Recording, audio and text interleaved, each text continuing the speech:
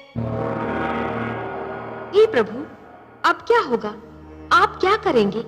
ब्रह्मापुत्र मनु का क्या होगा? दानव हयग्रीव आपके ज्ञान को नष्ट करने पर तुला हुआ है और भगवान शिव ने पृथ्वी को जलमग्न करने का निर्णय ले लिया है। अब वही होगा देवी जो मेरा वचन है। मैं वचनबद्ध हूं कि जब भी कोई शक्ति मानवता के लिए संकट बनेगी तो मैं उसे अवश्य रोकूंगा।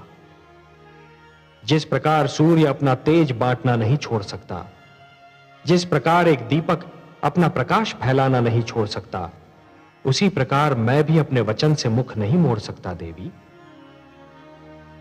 अब मेरे प्रथम अवतार का समय आ गया है देवी।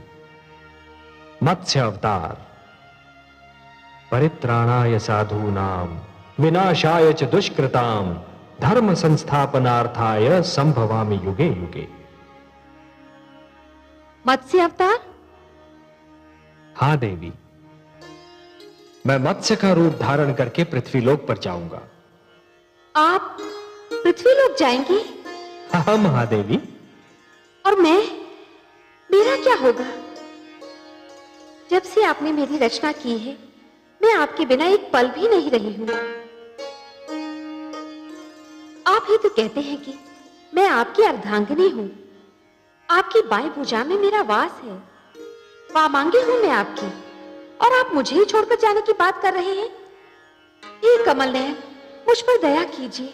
एक क्षण भी मैं आपसे दूर नहीं रह सकती। हे सर्वश्रेष्ठ, हे नारायण, आपकी लक्ष्मी आपसे दूर नहीं रह पाएगी। दूर तो मैं भी नहीं रह सकता आपसे महादेवी।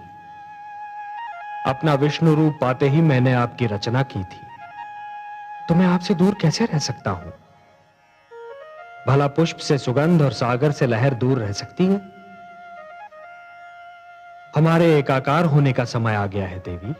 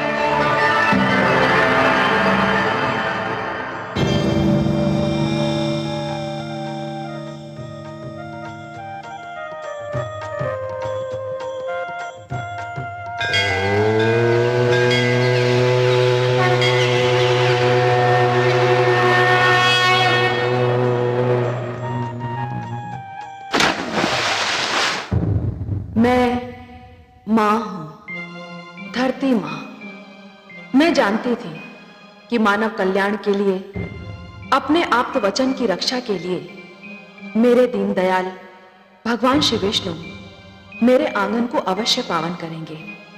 और यही हुआ। वासुदेव ने मछली का रूप धारण करके अपना पहला अवतार लिया, किंतु दो समस्याएं थीं। पहली ये कि ब्रह्मा के परामर्श पर भगवान शिव ने धरती को जलमग्न करने का निर्णय कर लिया, और दूसरी ये कि ब्रह्मापुत्र मनु ने मानव की रक्षा की ठान ली थी। मनु वृद्ध हो चुके थे, पर उनके मन में मानव कल्याण की रक्षा की इच्छा अब भी प्रबल थी। उन्होंने आमरण व्रत कर रखा था। उनकी पत्नी शत्रुपा को ब्रह्मा का आशीर्वाद था कि समय उनके यौवन को कभी प्रभावित नहीं करेगा। वो अब भी युवती थी, किंतु एक सती की भांति अपने पति की सेवा में तत्पर थी।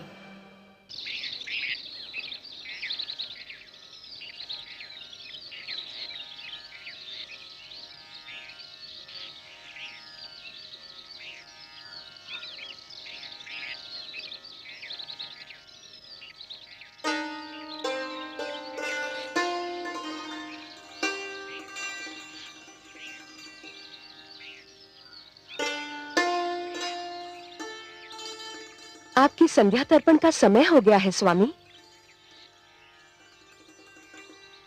क्षमा कीजिए, मैंने आपका ध्यान तोड़ दिया। तोड़ने का कार्य तो तुमने कभी किया ही नहीं देवी। तुमने तो जब किया जोड़ने का ही कार्य किया। पहले पहले मेरे जीवन में आकर मेरे बिखरे अस्तित्व को जोड़ा, फिर मुझे संतान देकर मेरे परिवार को जोड़ा, और अब मेरे तप में मेरा साथ देकर मेरी आत्मा को परमात्मा से जोड़ रही हो। कभी कभी सोचता हूं कि तुम्हें यहां साथ लाकर मैंने तुम पर बहुत बड़ा अन्याय किया। अन्याय तो आप ये कहकर कर रहे हैं कि आपने मुझ पर अन्याय किया। जीवन का ऐसा कौन सा सुख है जो मुझे आपसे नहीं मिला? ऐसा कौन सा ऐश्वर्य है जो आपके साथ रहकर मैं नहीं भोग पाई?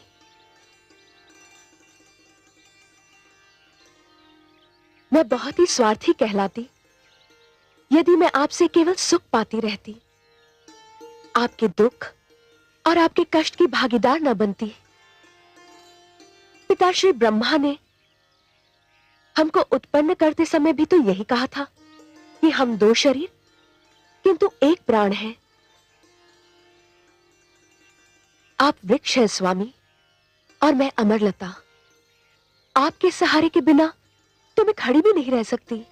तुमने जिस प्रकार सतीत्व के धर्म का पालन किया है, उसी से प्रसन्न होकर पिता श्री ब्रह्मा ने तुमको वरदान दिया कि तुम सदैव वैसी की वैसी रहोगी जैसी पिता श्री ने तुम्हें उत्पन्न किया था। तुम्हारी आयु आती जाती ऋतुओं और बीते समय से कदापि प्रभावित नहीं होगी। आपके मुख पर आपकी तपस्या, आपके निश्चय और आपकी कल्याणकारी प्रवृत्ति का तेज है स्वामी। मानव जाति के कल्याण के लिए आप आमरण व्रत कर रहे हैं। मानव जाति को बचाने के लिए आप तपस्या कर रहे हैं स्वामी। तुम भी तो मेरी भांति केवल जल का सेवन कर रही हो देवी। तुमने ये व्रत क्यों रखा है? मैं अपने सुहाग की रक्षा के लिए व्रत कर रही हूं। अब उठिए, सूर्यास्त का समय हो गया है।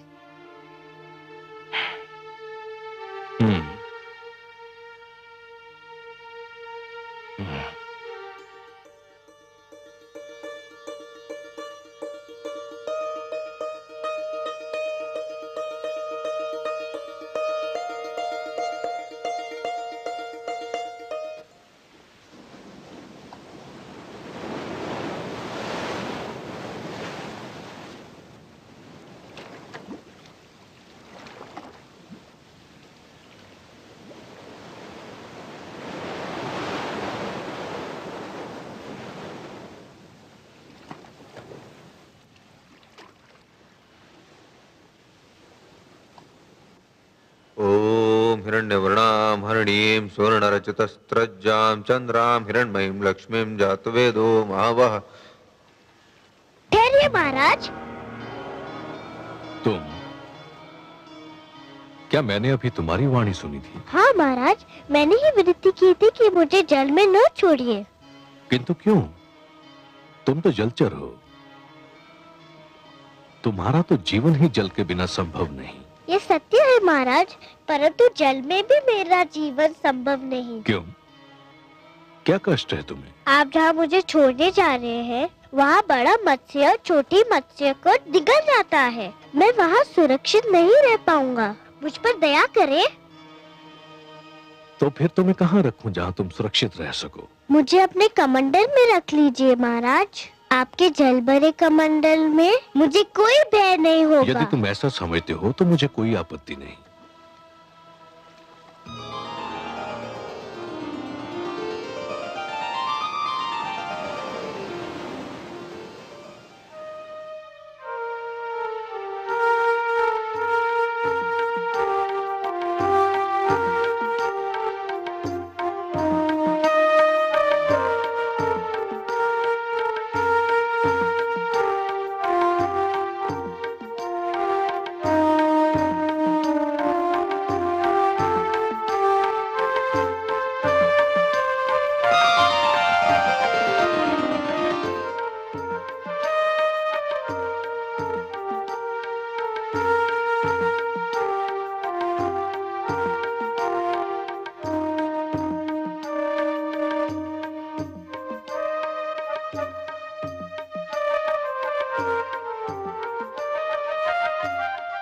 नहीं देवी नहीं, जल मत फेंकना। क्यों स्वामी?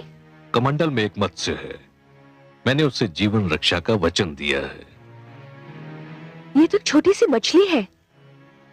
ये आपने बहुत अच्छा किया जो मुझे बता दिया, नहीं तो इसके प्राण चले जाते।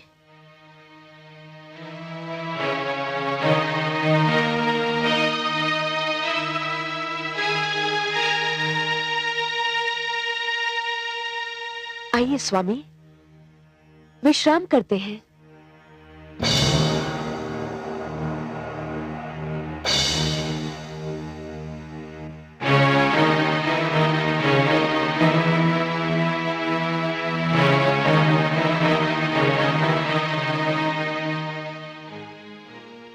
हे दानवराज, आप हमें मुक्त कर दीजिए। आपने हमें छोड़ दिया तो भगवान विष्णु आपसे बहुत प्रसन्न होंगे। मुझे तुम्हारे विष्णु की कृपा नहीं चाहिए। चुपचाप अपने स्थान पर बैठे रहो, नहीं तो कड़ा दंड दूंगा।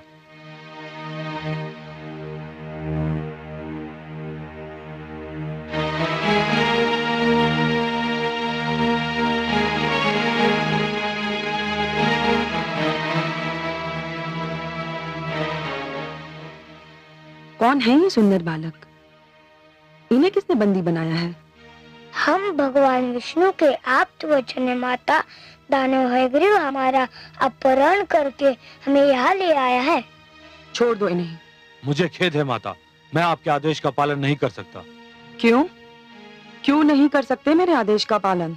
ये चारों दानवराज हयग्रीव के बंदी हैं और उनका आदेश है कि इन्हें ना छोड़ा जाए। माते,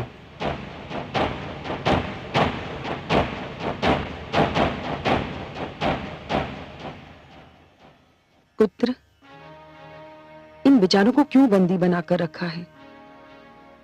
छोड़ दो इन्हें, मुक्ति दे दो इन सुंदर भोले भाले बालकों को।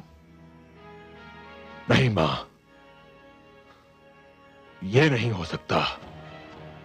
ये भगवान विष्णु के आप्त वचन हैं, ज्ञान का भंडार है, बहुत महान है। जानता हूं मां, इसीलिए तो इनका अपहरण किया है। विष्णु ने इन्हें मानव कल्याण के लिए जन्म दिया है, दानव समाज को नीचा दिखाने के लिए रचा है इन्हें। परंतु पुत्र, तू क्या करेगा इनका? कुछ नहीं मां, बस इन्हें बंदी बनाकर रखूंगा। ज्ञान, बुद्धि और प्रकाश को तू बंदी बनाकर रखना चाहता है? मेरी मान, यदि तू इन्हें ले ही आया है तो इनसे कुछ ज्ञान सीख ले, बुद्धि प्राप्त कर ले, इनके प्रकाश से अपने जीवन में उजाला कर ले। मुझे इन वस्तुओं की कोई आवश्यकता नहीं है मां। कैसे आवश्यकता होगी तुझे इन वस्तुओं की?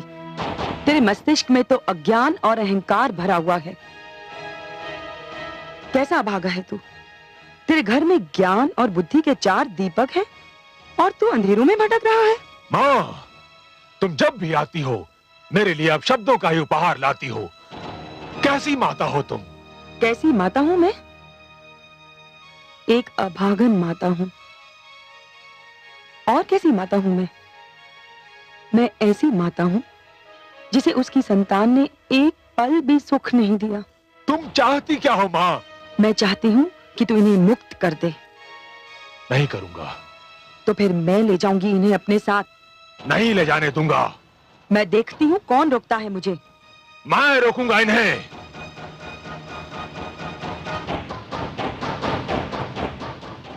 देखती हूँ तू कैसे रोकता है।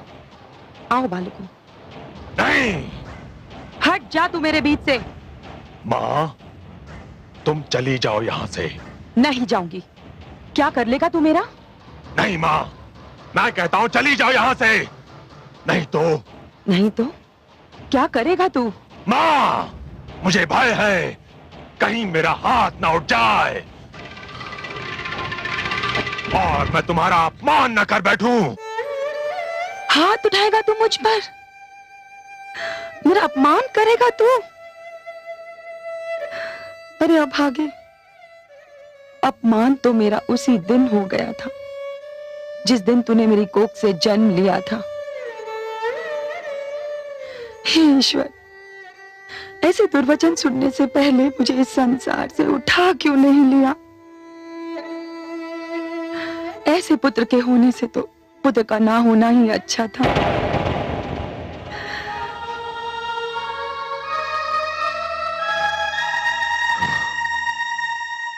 अब तुमने यदि किसी से सहायता मांगी अथवा मांगने की चेष्टा की तो मैं तुम सबको नष्ट कर दूंगा।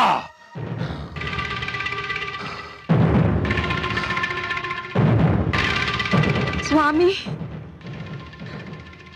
स्वामी,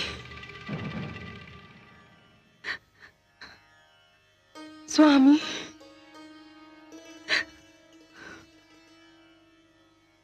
आगे कुछ कहने की आवश्यकता नहीं है देवी।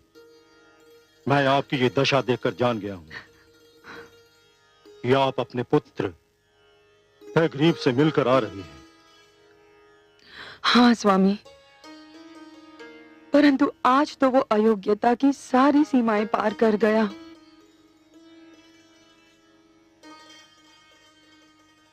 जो किसी सीमा को मानता ही ना हो उस पर यह दोष लगाना ही व्यर्थ है कि वो अयोग्यताओं की सारी सीमाएं पार कर गया। फिर भी क्या किया है उसने? उसने भगवान विष्णु के आप्त वचन 4 वेदों को बंदी बनाकर रखा है। मैंने उन्हें मुक्त कराना चाहा तो उसने मुझ पर हाथ उठाने की धमकी दे डाली। मन में तो आया कि उसे शाप ही दे दूं। तो फिर दे दिया होता। शरीर का जो भाग सड़ जाए उसे काटकर फेंक देना ही उचित होता है। कैसे देती स्वामी? मैं मां हूं, भले एक कुपुत्र की मां सही, परंतु आज मुझे एक बात का ज्ञान अवश्य हुआ है कि कभी-कभी मातृत्व भी लज्जा का कारण बन जाता है। आज पहली बार मैं बहुत लज्जित हूं कि मैं ऐसे पुत्र की मां हूं। मैं उसे अपनी कोख से जन्म देकर पछता रही हूं। पश्चाताप, पश्चाताप यदि भूल का मूल्य चुका सकता तो विश्वास करो मैं आपके पश्चाताप के साथ अपना पश्चाताप भी जोड़ देता। परंतु जिस प्रकार वर्षा ऋतु बीत जाने पर बीज बोने से कोई लाभ नहीं, उसी प्रकार हमारा पश्चाताप करना भी व्यर्थ है। कैसे अभागन हूं मैं। जानती हूं हयग्रीव के इस दुष्कर्म का क्या परिणाम होगा, फिर भी कुछ नहीं कर सकती। कुछ नहीं, कुछ नहीं। शांत हो जाइए। सब कुछ भगवान विष्णु पर छोड़ दीजिए। वो जो भी करेंगे उचित ही होगा, न्याय के अनुकूल होगा। शांत हो जाइए।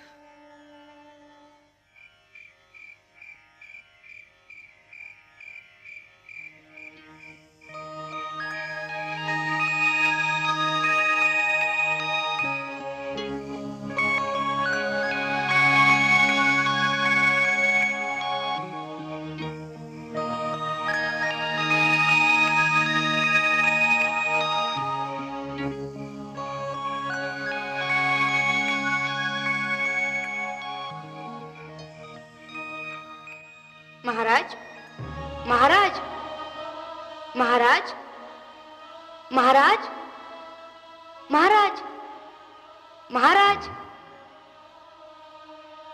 महाराज। ये मुझे कौन पुकार रहा है? क्या हुआ स्वामी? मुझे ऐसा लगा जैसे कोई मुझे महाराज महाराज कहकर पुकार रहा हो। कौन था वो? मैंने पुकारा महाराज। अरे, ये पुकार तो कमंडल से आ रही है। हाँ देवी, ये मैं ही हूँ। मेरी रक्षा कीजिए। इस कमंडल में मेरा श्वास रुका जा रहा है। मुझे यहाँ से निकालिए महाराज।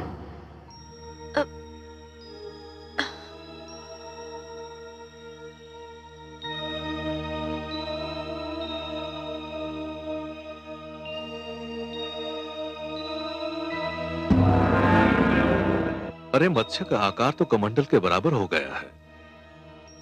मुझे अनुमान नहीं था कि कोई जलचर एक ही रात्रि में इतना बड़ा हो जाता है। इस कमंडल में तो इसका श्वास घुट जाएगा।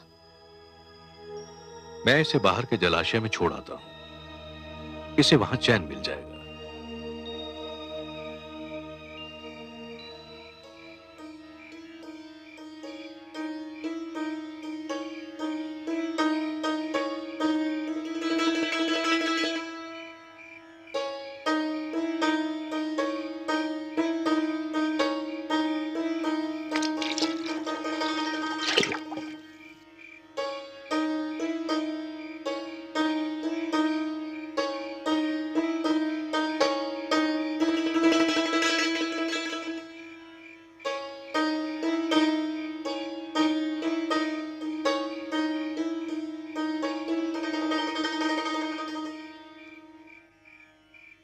महाराज,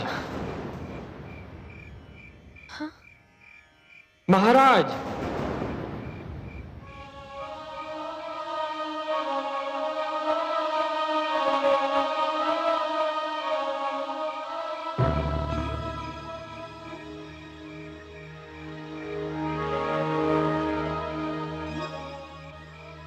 इसका आकार तो इतनी शीघ्रता से बढ़ रहा है कि मैं आश्चर्यचकित रह गया हूं।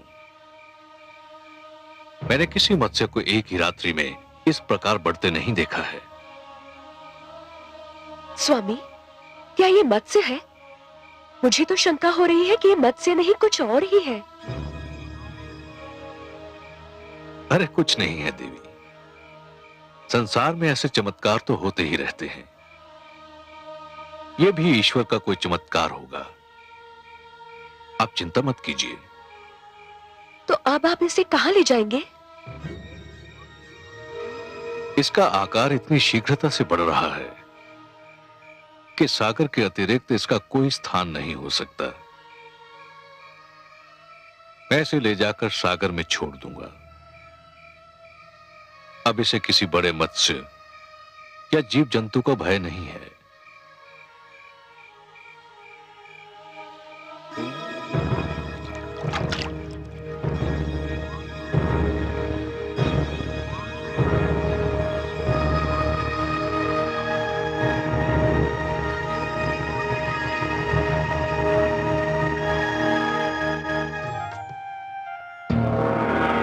नारायण नारायण। प्रणाम पिताश्री, बारंबार प्रणाम। आयुष्मान भव। आओ पुत्र, उचित समय पर आए तुम। तुम्हें ज्ञात है सृष्टि में क्या होने वाला है? हां पिताश्री, मुझे ज्ञात है कि सृष्टि में क्या होने वाला है, और मुझे यह भी ज्ञात है कि सृष्टि में जो होने वाला है वो आपके ही परामर्श का परिणाम है। तुम सत्य कहते हो पुत्र, परंतु सृष्टि के प्रति मेरे मन में प्रेम भी तो है। स्वाभाविक है पिताश्री, नितांत स्वाभाविक है। आप सृष्टि के रचयिता हैं, सृष्टि आपकी रचना है, और रचयिता का अपनी रचना से प्रेम होना स्वाभाविक है। फिर मेरी चिंता भी तो स्वाभाविक है। पिताश्री, आपकी चिंता स्वाभाविक है, किंतु पिताश्री, धरती का विनाश नहीं हो रहा है। धरती केवल जलमग्न हो रही है, और वह भी इसलिए कि वह स्वच्छ हो जाए। पिताश्री, हर युग में धरती को स्वयं अपने आप को स्वच्छ करना होगा। पट्टी पर जब कोई नया लेख लिखा जाता है तो पुराने लेख को पोंछना ही पड़ता है। सूर्य का प्रकाश समेटने के लिए आकाश को चांद तारों की चादर लपेटनी ही पड़ती है। धरती को महान आदर्शों के लिए तैयार करने के उद्देश्य से मानव जाति का यह कर्तव्य बनता है कि वह संकुचित विचारधारा को हटा दे। यदि यह कार्य मानव स्वयं कर ले तो देवताओं को हस्तक्षेप करने की कोई आवश्यकता नहीं, किंतु यदि मानव यह परिवर्तन नहीं ला सकता तो देवी शक्तियों को हस्तक्षेप करना ही पड़ता है, जो आप कर रहे हैं। जानता हूं पुत्र, पर जिस धरती को स्वच्छ करने के उद्देश्य से जलमग्न होना है, उस पर मेरा पुत्र मनु भी तो है। मुझे चिंता है कि मनु का क्या होगा। ओह, तो भ्राता मनु की चिंता ने आपको व्याकुल कर रखा है। प्राणियों की रचना करते करते आप स्वयं मोहग्रस्त हो गए। नारायण नारायण। पिताश्री, माना कि पुत्र मोह की भावना को नकारा नहीं जा सकता, बड़ी स्वाभाविक सी बात है ये। किंतु पिताश्री, पुत्र मोह मानव दुर्बलता का लक्षण है। देवता इन भावनाओं से ऊपर हैं। आपके लिए तो संपूर्ण मानव जाति संतान के समान है। फिर आप किसी एक की चिंता क्यों कर रहे हैं? आपने भगवान शिव को जल प्लावन करने का परामर्श देकर अपना कर्तव्य निभाया। भगवान शिव आपका परामर्श मानकर अपना धर्म निभा रहे हैं। अब इस जल प्लावन से किसको बचाना है, कैसे बचाना है और कितना बचाना है, यह आप मेरे लक्ष्मी नारायण पर छोड़ दीजिए। पालन करता तो वही हैं। धन्य हो पुत्र, धन्य हो। तुम्हारी तर्क संगत बातों ने मेरे मन का बोझ हल्का कर दिया। यह सत्य है कि अंधकार कितना भी घना क्यों न हो, एक नन्हा सा दीपक उसे दूर करने के लिए पर्याप्त है। तुम्हारे तर्क ने भी इसी प्रकार मेरी चिंता और आशंकाओं को दूर कर दिया। संसार यदि तुम्हें महानतम तथा सर्वोत्तम मार्गदर्शक कहता है तो उचित ही कहता है। अपने परम पूज्य पिताश्री की चिंता दूर करके मैंने केवल अपना पुत्र धर्म निभाया है। मुझे आपकी सेवा करने का अवसर मिलता रहे, यही मेरी कामना है। क्योंकि पिता की सेवा करके मन को जो संतोष मिलता है उसका आनंद ही कुछ और है। नारायण नारायण।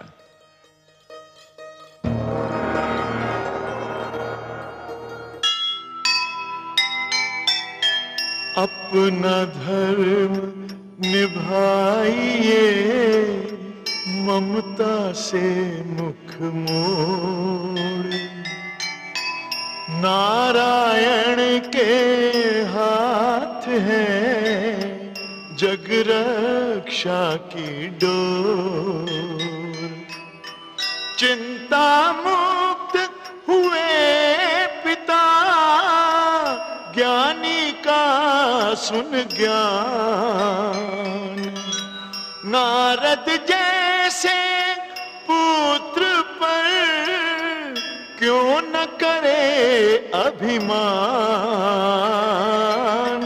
क्यों न करे अभिमान।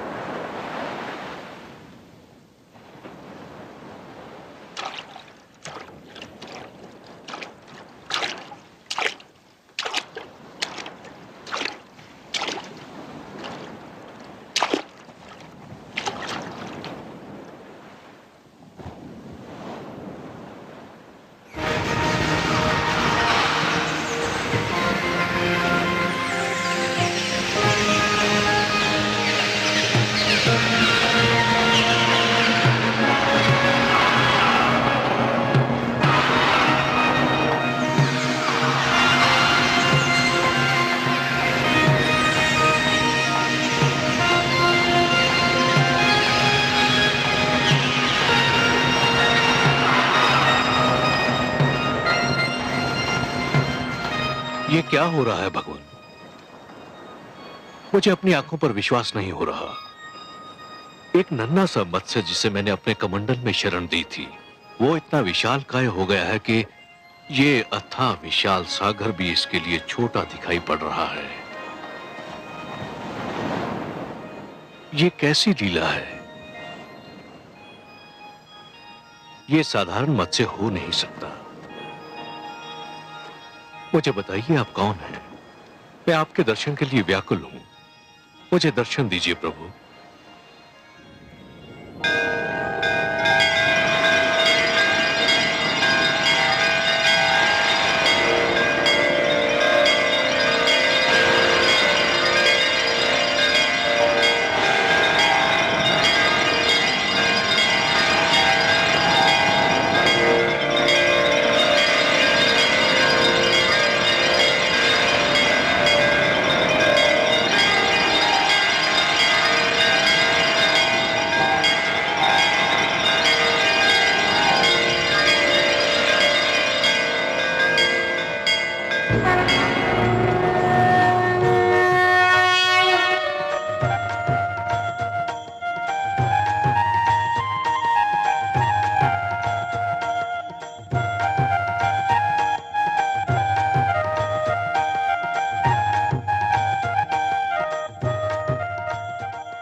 भगवान आप? हे जगदीश्वर, हे जनार्दन, हे सर्वेश्वर, ये आप हैं प्रभु। मेरे सौभाग्यशाली नेत्रों को आपके दर्शन हो रहे हैं। हाँ मनु, ये मैं ही हूं। आपके अतिरिक्त और कौन हो सकता था हे पद्मनाभ? ये लीला तो केवल आप ही दिखा सकते हैं कि सिमटे तो मानव की अंजुरी में समा जाएं और फैलें तो धरती और आकाश को भी ढक लें। आप मेरी अंजुरी में ठहरे, मेरी कुटिया में रहे। मैं किन शब्दों में आपको धन्यवाद दूं? हे सर्वश्रेष्ठ, आप महान हैं। मैं अपने भाग्य पर जितना भी गर्व करूं कम है। आपको कोटि कोटि प्रणाम हे लक्ष्मी नारायण।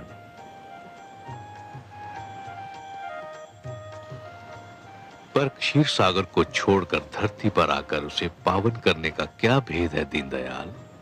हे मनु, मानव कल्याण की जिस चिंता के कारण तुमने आमरण व्रत कर रखा है, उसी चिंता ने मुझे भी पृथ्वी पर आने के लिए विवश कर दिया।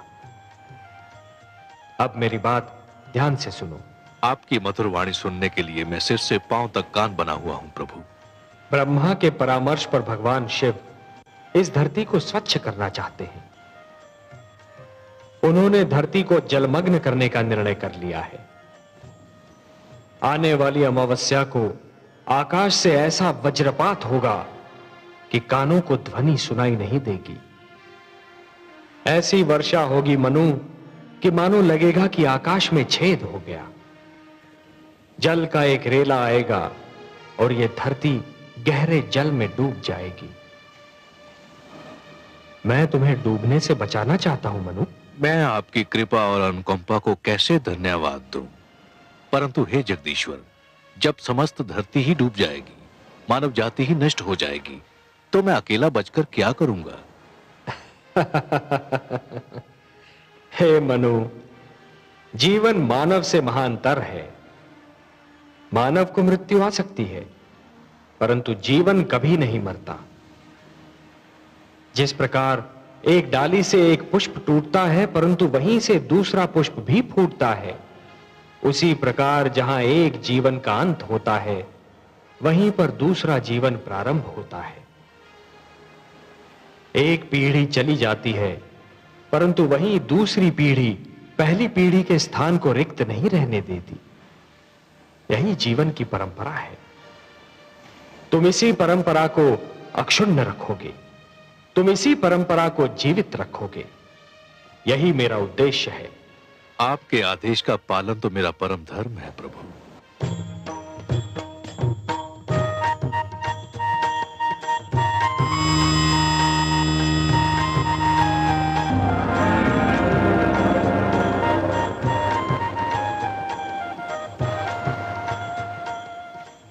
मनु, जल प्लावन के समय तुम अपनी धर्म पत्नी शतरूपा के साथ इस नौका पर सवार हो जाना। अपने अतिरिक्त इस नौका पर समस्त पशु पक्षियों का एक एक जोड़ा और उन सारे पौधों के बीज भी रख लेना जिन्हें तुम आवश्यक समझते हो। मैं मत्स्य के रूप में आऊंगा। तुम इस नौका को मेरे सींग से बांध देना। मैं तुम्हारी नौका को सुमेरु पर्वत पर ले जाऊंगा, जहां पहुंचकर तुम्हें एक नवीन जीवन का निर्माण करना होगा, एक नए मानव को जन्म देना होगा। जो आदेश प्रभु। मैं आपके आदेश का अक्षरशः पालन करूंगा।